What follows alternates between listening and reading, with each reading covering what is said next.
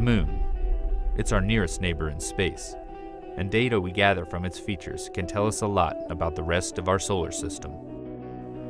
And through the eyes of the LRO spacecraft, we can explore the lunar surface in all new ways, in fascinating detail. Our tour begins on the western border, where the near side of the Moon meets the far side. The enormous feature is a lunar crater, and it's known as the Oriental Basin. Here, LRO's terrain map combines with surface gravity measurements from the Grail mission. This data reveals structure in the lunar crust beneath the surface, giving us a window into the geologic features of the Moon's interior. Our next location receives little direct sunlight and has some of the coldest recorded temperatures in the solar system, the South Pole. The highlighted spots signify potential water ice based on temperature readings from LRO's Diviner instrument and reflectance from its laser altimeter Lola. Lola also allows us to peer into the darkness of Shackleton Crater by bringing us this digital elevation model. It's 21 kilometers wide and 4 kilometers deep, but it pales in comparison to the largest known impact crater in the Earth-Moon system, the South Pole Aitken Basin. Sitting on the far side, it's 2,500 kilometers across and 13 kilometers deep.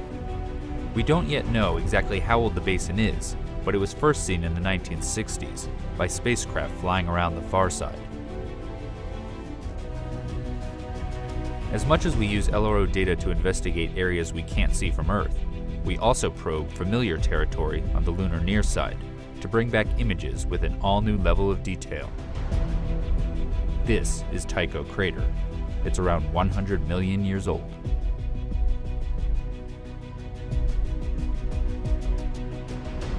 Here, the Lunar Reconnaissance Orbiter camera captures the central peak with a 100-meter wide boulder at the summit, the origins of which are still a mystery. Continuing across the Moon's near side, we will arrive in an area ripe for future exploration due to the diversity of impact and volcanic materials. It features a prominent crater so bright it's not only visible through telescopes, but also to the naked eye. Welcome to the Aristarchus Plateau. Here, infrared shows the mineral pyroxene in orange and a splash of plagioclase in blue from Aristarchus crater. This region can tell us a lot about the rich volcanic history of the Moon. As much as we study the Moon looking for sites to visit, we also look back at places we've already been. This is because the new data that LRO is gathering helps us reinterpret the geology of familiar places, giving scientists a better understanding of the sequence of events in early lunar history. Here, we descend to the Apollo 17 landing site in the Taurus-Littrow Valley, which is deeper than the Grand Canyon. The path the astronauts took over the course of 3 days is shown. The Lunar Reconnaissance Orbiter camera is even able to capture a view of the bottom half of the Apollo 17 lunar lander, which still sits on the surface, as well as the rover vehicle. These images help preserve our accomplishment of human exploration on the Moon's surface. Moving onward, we make our way to our final destination. This location contains regions that exist in permanent shadow, as well as ones that bask in nearly perpetual light. It's the North Pole. Detailed terrain measurements by Lola allow scientists to model sunlight and shadow at the poles over decades and centuries. Sunlit peaks and crater rims here may be ideal locations for generating solar power for future expeditions to the Moon.